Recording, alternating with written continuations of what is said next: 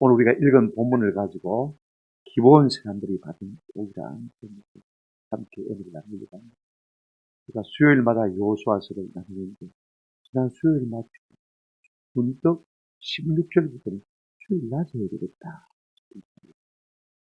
너무 귀한 말. 온 교회가 다 들었으면 좋겠다.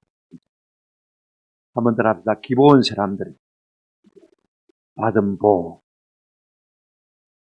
그들이 복 받았다니 우리도 그 같은 복을 좀 받아야 되지 않겠냐 하는 생각을 가지고 이 말씀을 같이 들으시면 참 좋겠다.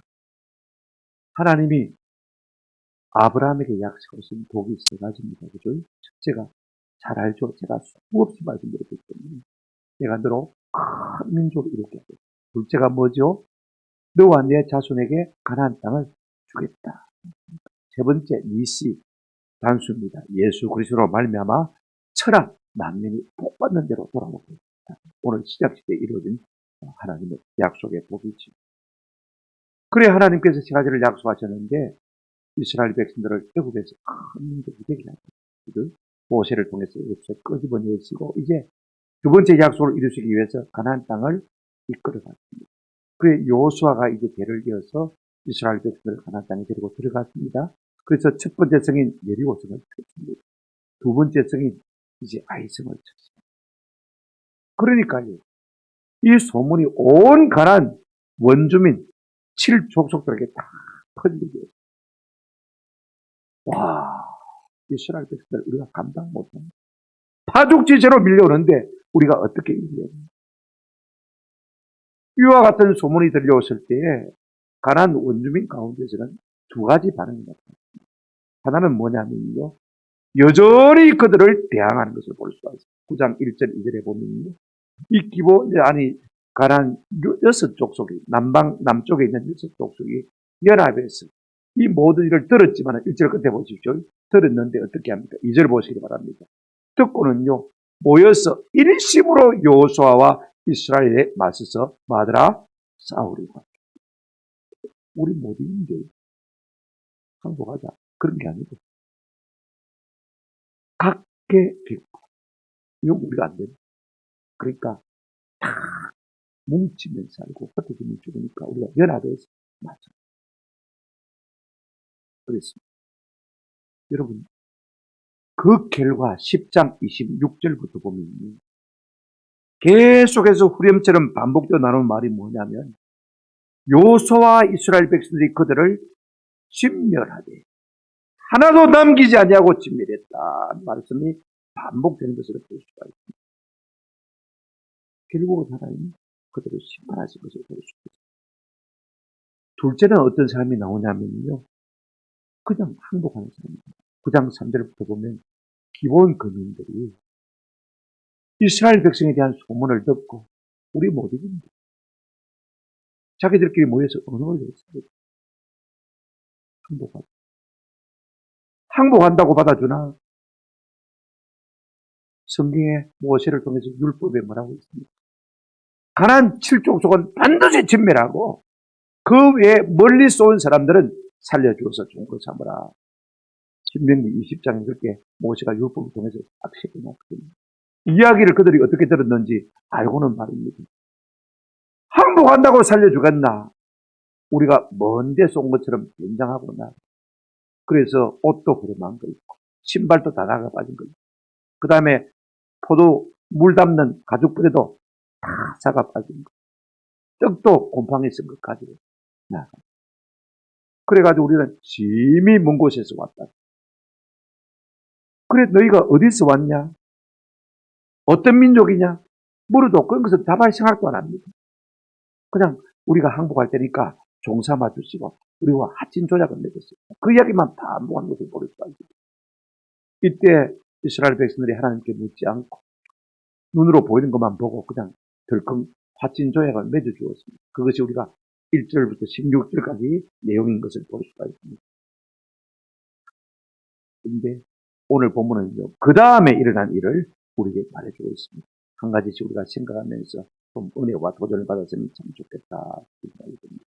그래 그들이 변장해서 말입니다. 그들 거짓말로 속였지 않습니까?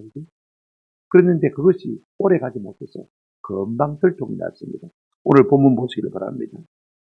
16절에 보시면 그들과 조약을 맺은 후 며칠이 지났어야? 사흘이 지났어야 그들이 이웃에게 자기들 중에 거주하는 자들의 함을 들으니라. 이 사람들은요, 길갈에서부터 한 40km 떨어진 저 희족속의 땅, 기본족에 사는 그와 같은 사람들인데 마치 먼 나라에서 온 것처럼 변장해 와가지고 사친조회가 안 했단 말이에요. 그 거짓말이 며칠 만에 들통이 났습니까? 400만 들통이. 우리가 무슨 궁급한 일을 만나면요, 거짓말로 위기를 모면하려고 할 때가 많습니다만 참 어리석은 일입니다. 진실이 아닌 거짓은요, 반드시 드러나게 되어 있고 그 대가를 치르게 되는 것을 우리가 좀 기억했으면 좋겠습니다. 시간이 없기 때문에 제가 이 이야기를 계속할 수가 없습니다. 이 일로 말미암아서 백성들이 족장을 원망합니다. 좀 단디하지 알아보도 안 하고 덜컹 조약을 맺어줘가지고 왜 이 사단이 나게 만들었냐. 18절을 보시기 바랍니다. 그러나 회중 족장들이 이스라엘 하나님 여호와로 그들에게 맹세하여 했기 때문에 이스라엘 자손이 그들을 치지 못한지라.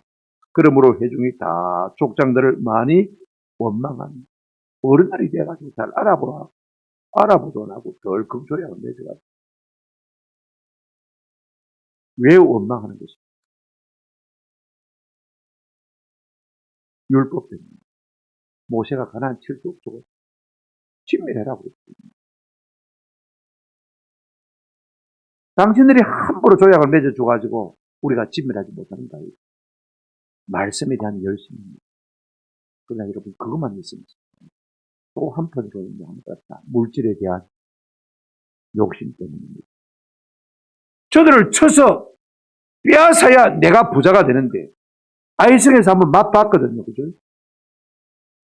쳐서 전리품, 노획물 다 가져가니까 내 것이 되고 내가 점점 부자가 되라는 말입니다. 저들을 진멸하면 저게 내게 되는데 당신들이 알아보도 안 하고 조약을 잘못 맺어줘가지고 내가 손해본다. 사람들의 마음속에 있는 성과 속이 항상 한편으로 그리고 우리가 그럴듯한 멘붕을 지어도요. 그 속에는 자기 이익이 다 쏟아집니다. 그러므로 우리가 무슨 일이든지요. 너무 고집하거나 주장하지 않는 은혜가 있기를 주님의 이름으로 축원합니다. 보십시오. 사도 바울도 로마서 7장 21절에서 이런 말씀을 했습니다. 그러므로 내가 한 법을 깨달았느니 곧 선을 행하기 원하는 나에게 한번 따라합시다. 악이 함께 있는 것이로다. 우리가 살아간 인생이요 100% 선할 수 없어요. 이거 아세요? 100% 악할 수 없어요. 한편으로는 하나님의 뜻을 생각하면서 한편으로는 내 이익을 생각하는 것이 우리 인생입니다. 근데 하나님은 이런 이스라엘 백성들의 모순에도 불구하고 그들의 실수에도 불구하고 이 모든 것을 버무려서 성게 만드시는 하나님을 우리가 볼 수 있습니다. 그걸 이제 두 번째로 우리가 한번 살펴보십시오. 화친조약에 대한 족장들의 대응입니다. 백성들이 막 원망하니까요. 이제 족장들이 백성들을 설득하는 것을 볼 수가 있습니다. 그들이 우리를 속여서 우리가 조약을 맺었던, 우리가 속아서 조약을 맺었던, 우리가 하나님께 묻지 않냐고 조약을 맺었던, 하나님의 이름으로 조약을 맺었으니까 이것을 우리가 지켜야 됩니다. 하는 투에 설득을 하는 것을 볼 수가 있습니다. 세 가지로 설득하지요. 여러분 19절 한번 보시기 바랍니다. 우리가 주의 이름으로 맹세하였은즉 물릴 수 없다고 족장들이 이스라엘 백성의 원망을 무마시키고 있는 것을 볼 수가 있습니다. 19절 보실까요?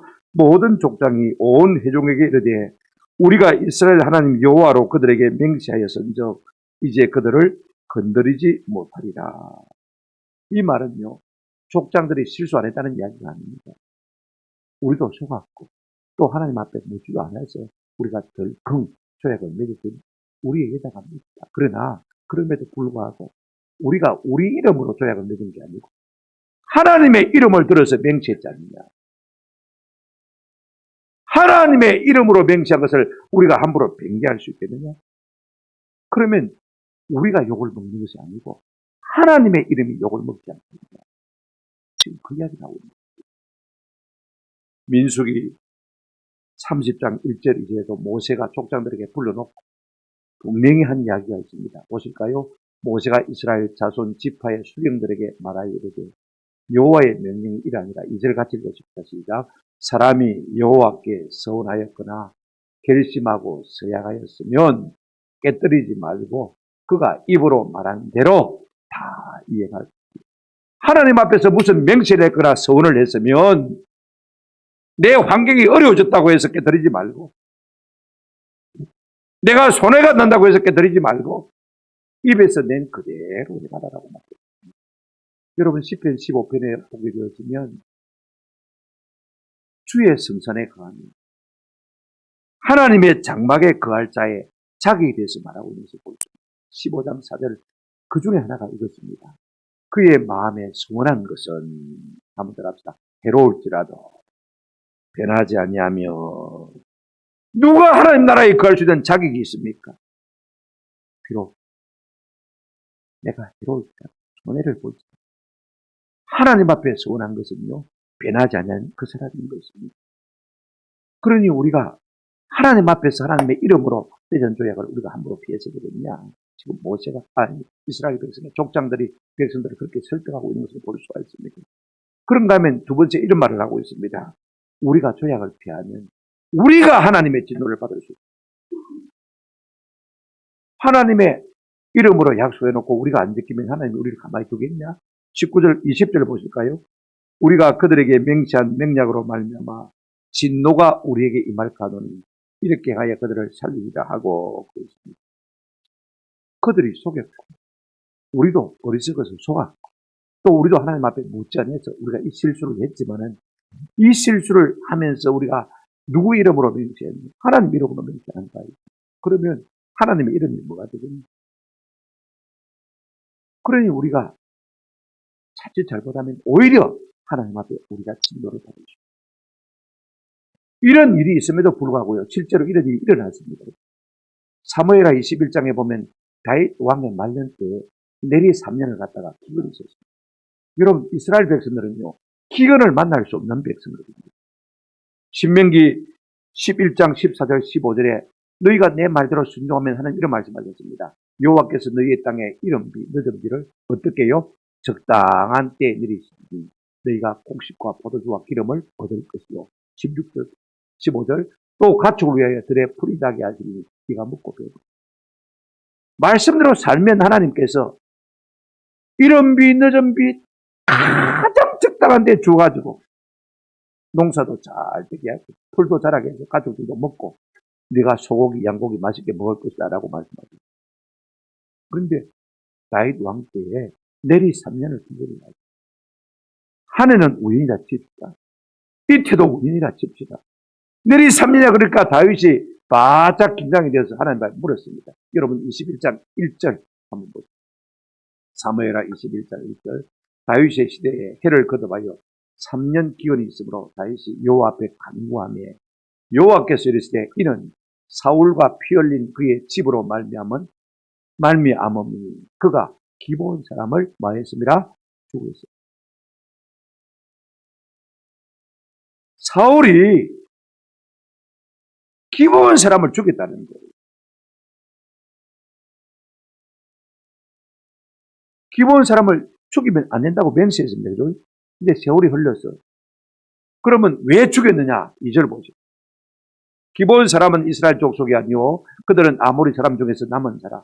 이스라엘 족속들이 전에 그들에게 맹세했거늘 사울이 이스라엘과 유다 족속을 위하여 뭐가 있으므로 열심히 있습니다. 그들을 죽이고자 했더라. 이스라엘 백성과 그 다음에 유다 백성에게 인기를 얻기 위해서 왕으로서 말입니다. 기본 족속들이 그들 가운데 사는 것이 이스라엘 백성들이 불편하게 생각하니까 저것들 뭔데? 자꾸 그렇게 생각하니까 죽입니다. 인기를 얻습니다. 그것 때문에 하나님께서 이스라엘 땅에 내리 3년을 뭘 주셨다고요? 기근을 주셨어요. 이미 옛날에 족장들이 이런 이야기를 했음에도 불구하고 사울은 하나님의 말씀에 대한 개념이 별로 없는 그러므로 장로들은 뭐라고 말하고 있습니까? 우리가 비록 속아서 조약을 맺었다 할지라도 하나님의 이름으로 한 것이기 때문에 하나님의 이름이 귀하다는 것입니다. 내 자존심의 문제가 아니고 내 물질의 손해가 문제가 아니고 그러면 하나님의 이름의 명예가 뭐가 되겠냐? 그러면 하나님이 우리에게 당연히 진노하지 않겠냐? 그런 문제가 없습니다. 그렇게 설득하고 있는 거예요. 세 번째로 어떻게 설득하고 있습니까? 이게 참 결론인데 지혜 압권이라고 생각해요. 21절 한번 보시기 바랍니다. 무리에게 이르되 그들을 살리라 하니 족장들이 그들에게 이른 대로 그들이 온 회중을 위하여 나무 패며 물 깃는 자가 되었더라. 그렇습니다. 전쟁에 피하면 뭐 종이 되는 건 당연한 것이고 종이 되는데 어떤 종으로 세웠느냐? 나무 패고 물 깃는 자. 이게 무슨 말입니까? 하나님의 성막을 위해서. 성막에 날마다 번제가 들어있지 않습니까? 소나 양을 잡아서 태워서 드립니다. 그러면 나무를 패가지고, 그죠? 그 다음에 장작을 만들어서 불을 떼야 될 거 아닙니까? 요즘 같으면 뭐 기름으로 하겠지만, 옛날에는 그런 게 없으니까. 여러분, 하루 종일 번제를 드리고, 소제를 드리고, 화목제를 드리고, 그죠? 그 다음에 속번제를 드리고, 속제제를 다 드리는데, 얼마나 많은 나무가 필요하겠습니까? 레위인들이 그거 다 감당할 수 있습니까? 그러니까 종으로 삼아서 그 일에 수종들도록 한 것을 볼 수가 있습니다. 또 하나는 뭐합니까? 물 깃는 것. 아니, 하나님의 성막에 무슨 물이 그렇게 필요합니까? 소를 잡고 양을 잡으면 다 씻어야 되거든요. 씻어서 번제단이 올라나가잖아요. 그 다음에 제사장들이 땀이 많이 납니다. 물 옆에서 일을 하니까. 또 소나 양을 잡아야 되니까 말입니다.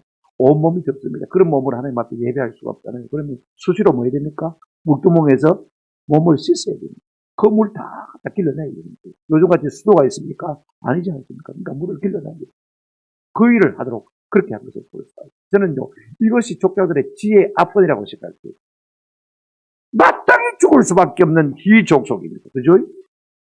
그들은 레위기 18장 20절에 보면요, 우상숭배 자들에 가다가 온갖 육체적인 성적인 범죄는 다 가지고 있는 사람들입니다. 그래서 하나님께서 그들을 진멸하라고 하십니다. 왜냐하면 그들과 같이 있으면 오염되니까, 전염되니까. 그래서 죽이라고 한 것이거든요. 죄 때문에 죽이라고 한 것이고 우리를 위해서 죽이라고 한 것입니다. 그런데 살려두면 어떻게 됩니까? 그들의 죄가 전염되잖아요. 그런데 여러분, 이 족장들이요, 그들로 하여금 성전에서 나무 패고 물기는 자로 삼아서 이유가 있습니다. 소극적으로 왜 그렇습니까?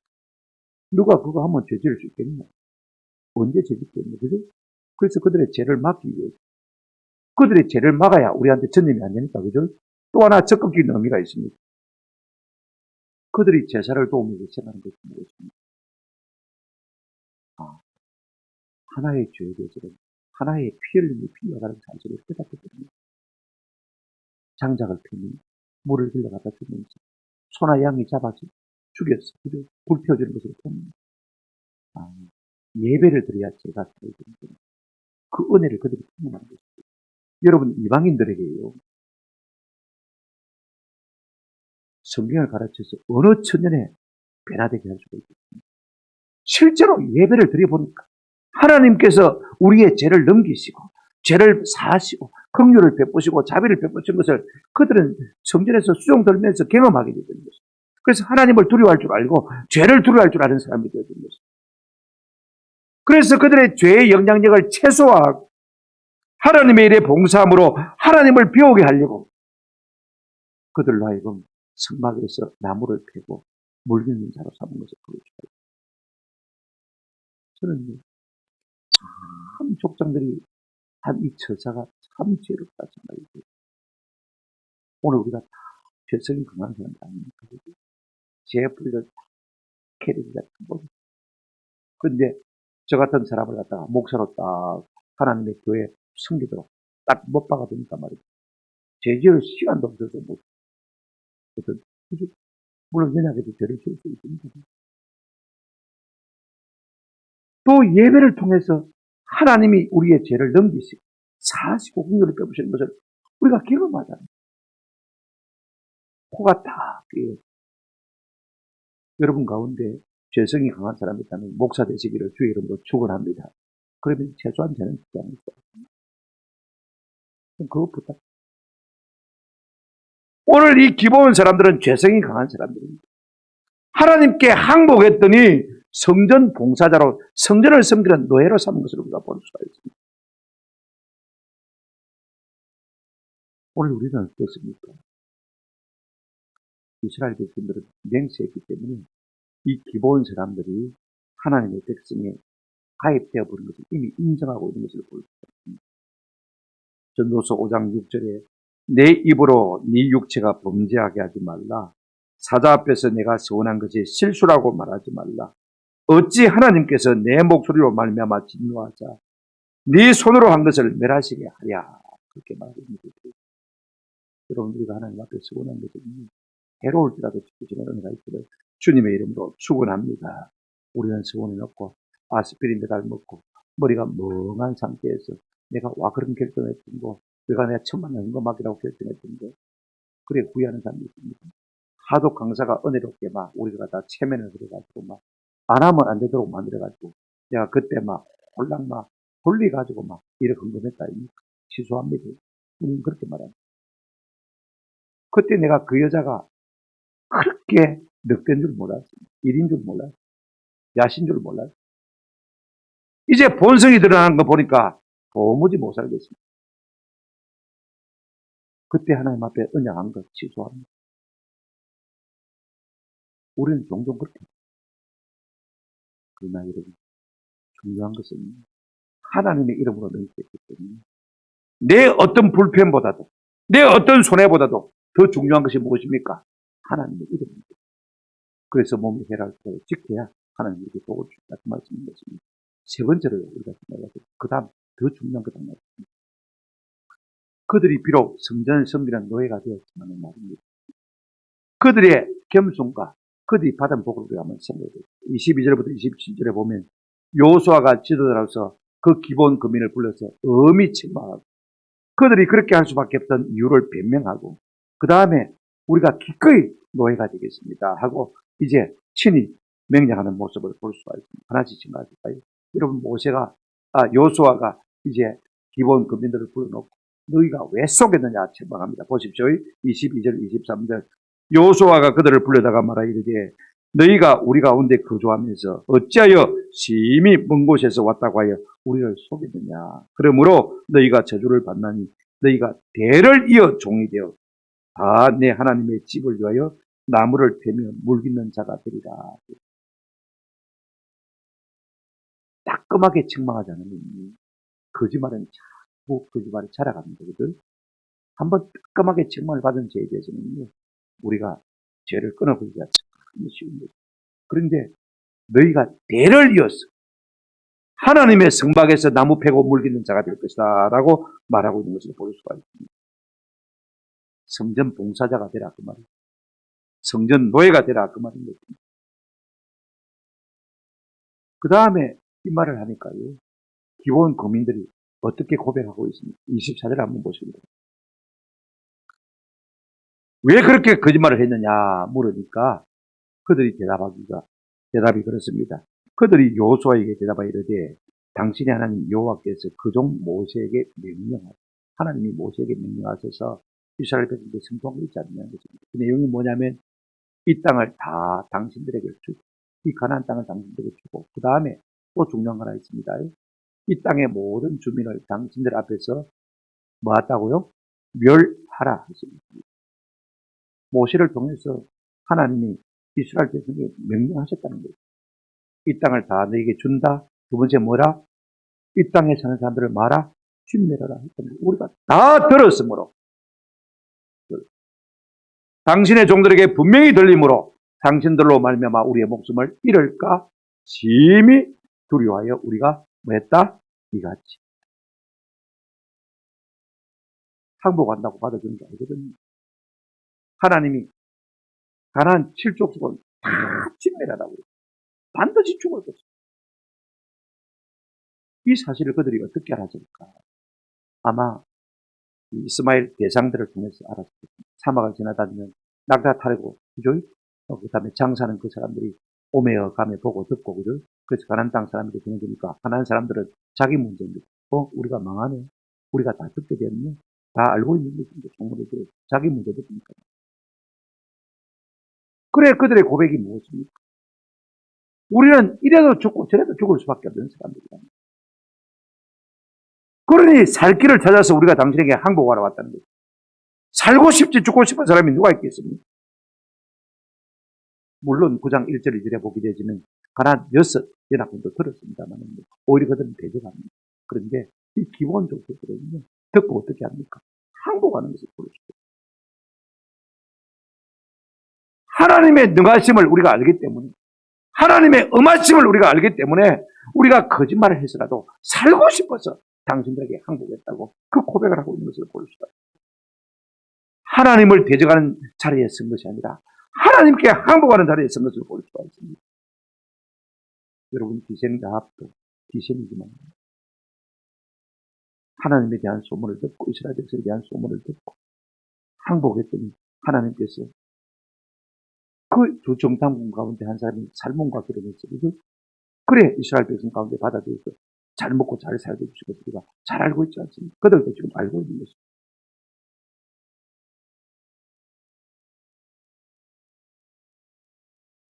그들의 생각에는요, 저들이 애굽을 이겼는데 우리가 어떻게 이기겠냐? 홍해를 마른 땅처럼 건넜는데 우리가 어떻게 감당하겠냐? 광야 40년을 지내고 살아남은 사람이 없는데 어떻게 우리가 저들을 이기겠냐? 바산왕 옥을 쳤습니다. 바로 옆에 있는 나라들이거든요. 그 옥은요, 침대가 길이가 3m입니다. 거인 길입니다. 거인을 이겨먹었는데 우리가 어떻게 이기겠냐? 그 난공불락의 여리고 견고한 성을 손 하나 안 대고 넘어뜨리는데 우리가 어떻게 이기겠냐? 그렇지 않으니까 여리고성의 길상 라합이 항복했더니 그 살몬하고 결혼하고 잘만 산다니까 우리도 항복하자. 그렇게 자기 주민이 해석했다는 것입니다. 아무리 생각해도 이길 답도 없고 거기 붙으면 잘 산다는 게 기생도 산다는 게 우리가 죽을 이유가 뭐냐? 항복하자. 그렇게 해서 항복합니다. 그래서 기꺼이 종이 되겠다고 합니다. 25절 6절 한번 보시기 바랍니다. 보소서 이제 우리가 당신의 손에 있으니 당신의 의향에 옳고 좋은 대로 좋고 옳은 대로 우리에게 행하소서 한지라. 여호수아가 갖고 그대로 그들에게 행하여 그들을 이스라엘 자손의 손에서 건져서 죽이지 못하게 하니라. 옛날 전쟁은요, 진편이 이긴 자의 종이 되는 것, 우리가 상식적으로 알고 있지 않습니까? 그래, 그들을 살렸어요. 이스라엘의 성막에 나무 패고 물리는 종으로 삼은 것을 볼 수가 있습니다. 23절에 보면, 그러므로 너희가 저주를 받나니, 여호수아가 그렇게 말했습니다. 겉으로는 저주처럼 보입니다. 그냥 이게 저주인지 축복인지 한번 생각해 보세요. 제가 생각할 때는 저주가 아니라 복이라고 생각합니다. 자, 여러분, 그렇습니다. 왜 그러냐?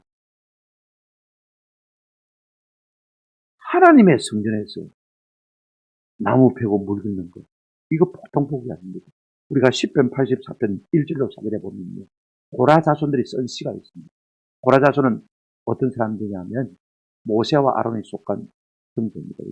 그러니까 제사장 직분. 그들이 지금 읊은 시가 이렇게 있습니다. 만군의 여호와여 주의 장막이 어찌 그리 사랑스러운지. 2절 보세요. 내 영혼이 여호와의 공정을 사모하고 취하가며 내 마음과 육체가 살아게 될 만한 3절. 나의 왕 나의 하나님 만군의 여호와여 주의 제단에서 참새도 제기를 얻고 제비도 새끼들 복음을 얻습니다.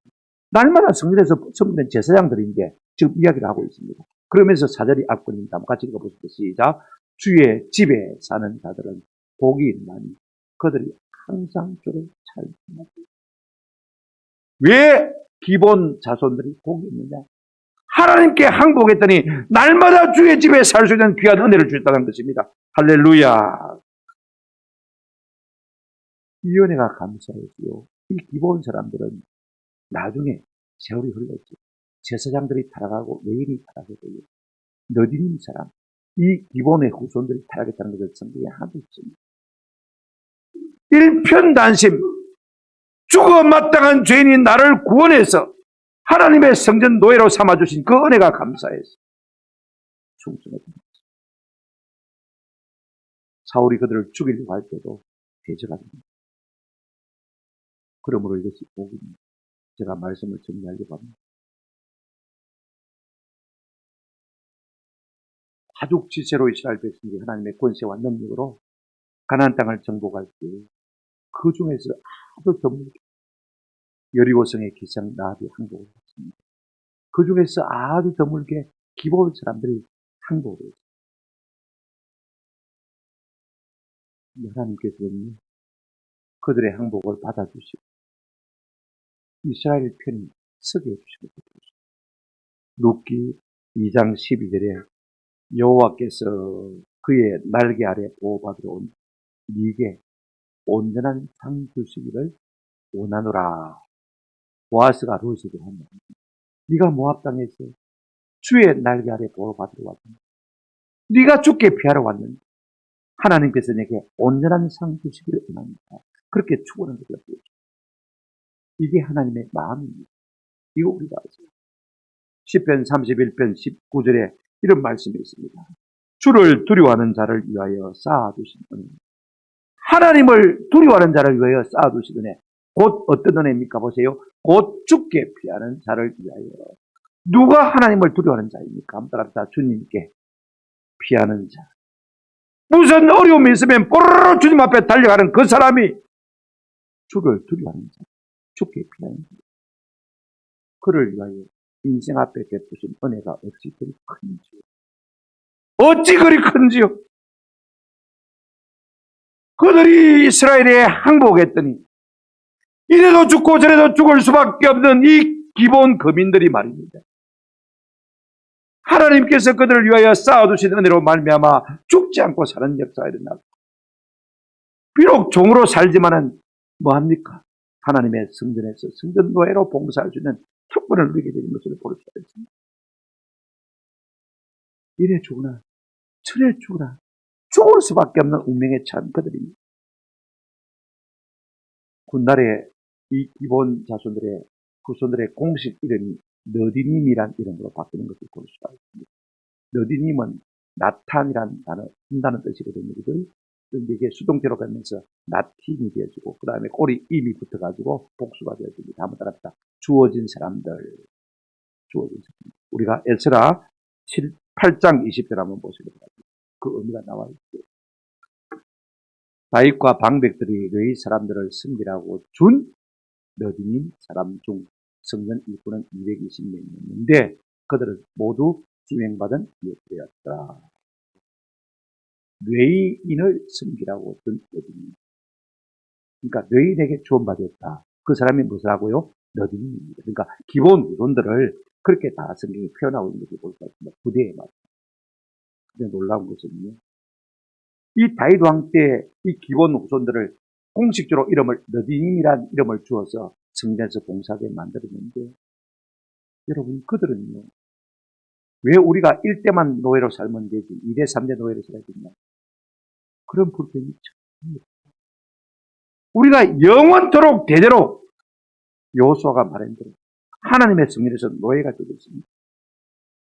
우리가 죽더라도 우리 자자손손 대대로 주의 성전에서 나무 패며 물 길는 사람이 되고 싶습니다. 놀라운 것은 유다 백성들이 하나님 앞에 범죄함으로 말미암아 유다가 망하고 바벨론 포로로 끌려갔습니다. 제사장도 끌려갔고 레위사도 끌려갔고 너디님 사람도 끌려갔습니다. 왕족도 다 끌려갔습니다. 70년 동안 거기서 포로로 살았습니다. 그리고 에스라 때 다시 이제 예루살렘으로 올라오는데요. 제사장과 이 레위인들은요. 에스라가 불러 가자 모았더니 처음에 10명 모였어요. 두 번째 20명 모였어요. 그런데 너디님 사람들은 성전의 노예인데 성전에 가봐야 깨끗하면 뭐 할 겁니까?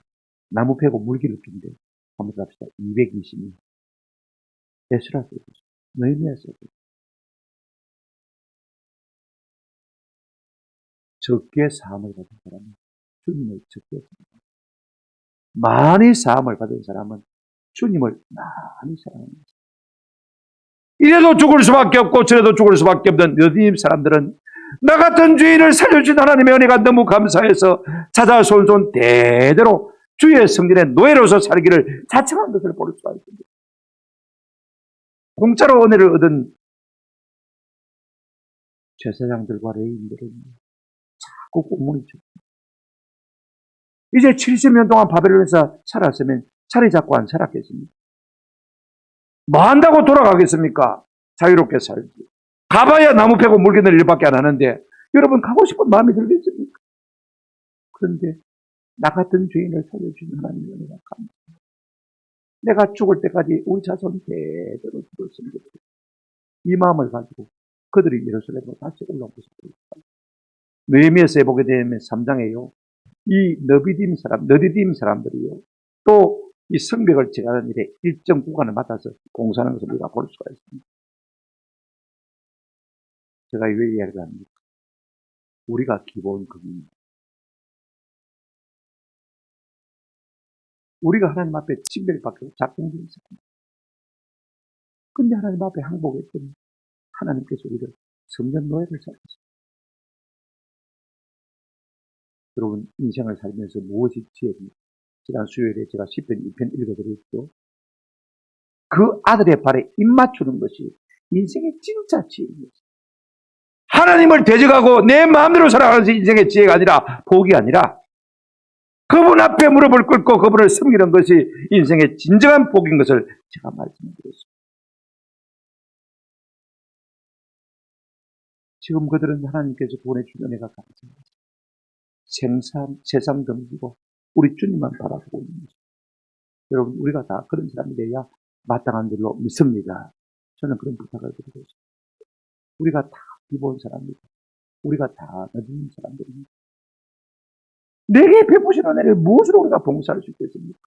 내 스스로 자원하는 마음으로 찾아 손손 제대로 하나님의 성전의 노예가 되어서라도 주님을 섬기는 사람이 되겠습니다. 이런 결단이 좀 우리 가운데 있기를 주님의 이름으로 축원합니다. 기꺼이 그와 같이 하나님의 성전의 종이 되기를 원하실 때 하나님께서 우리에게 쌓아두신 베풀어줄 은혜가 여러분 적겠습니다. 저는 엄청날 것 같아요. 명석교회 김상만 목사님 그런 얘기. 자기 관리 집사님 평생을 쓰겠는데 교회가 크기 전에 은퇴라는 어떻게 뭐 퇴직금도 줄 돈도 없고 조그만 아파트는 하나 마련해 주지만 그래 목사님이 불러 축복해 줬다. 하나님 우리 집사님이 평생 쓰겠는데 우리 교회가 갚을 때 그 자식들에게 보고 있어요. 그 아들 요한이가 하버드 대학 진학하거든요. 대학교에서 저도 여단장님이 목사님 전문가고 저도 은퇴하면 제가 목사님 가방 못 잤어요. 신방 딸 때 항상 따라 다니겠습니다. 저는 자기는 서울 살고 나는 부산 사니까 박대가 전공입니다. 지금도 그 생각을 하고 있지만 저는 그런 생각이 들어요. 솔직한 앞으로 되어질 일은 모르지만 건강만 하다면 목사 은퇴하고 나면 그냥 교회 설치할 수 있다. 여러분 연금 받고 특별히 할 일이 없으시면 자원에서 교회 사찰처럼 봉사하시기 바랍니다. 하나님이 반드시 은혜 주시고 복 주실 줄로 믿습니다. 여러분 꼭 오늘 이 같은 은혜 나 같은 죄인이 이래도 죽을 수밖에 없고 저래도 죽을 수밖에 없는데 그래도 하나님께서 살려주신 은혜가 감사해요. 자자손손 대대로 주의 성전에 노예로 살겠다는 기본의 수준인데 얼마나 된다습니까? 저줍니까? 저는 복이라고 싶습니다. 그 영혼이 잘못되지 않으시는 특별한 은혜를 하나님 주셨다고 했습니다. 성전에서 봉사하고 있는데 잘못들이 있으면 얼마나 잘못들이 있습니까? 그걸 위해서 내 속에 재성이 강한 분들이 있으면요. 스스로 자원해서라도 교회 사찰 집사 자원하시기 바랍니다. 이것이 여러분 자신들이 자자손손에게 복받는 길인 줄로 믿습니다. 이 같은 은혜가 있기를 주님의 이름으로 축원합니다.